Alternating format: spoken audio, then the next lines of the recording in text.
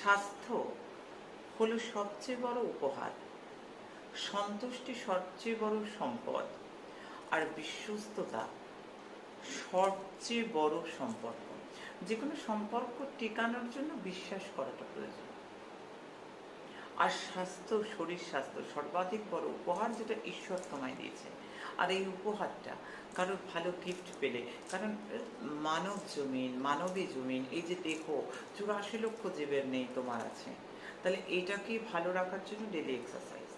আর যেটা ঈশ্বর দিয়েছেন তার জন্য আভার প্রকট করো, সন্তুষ্ট থাকা। কষ্টে থাকার কিসের প্রয়োজন?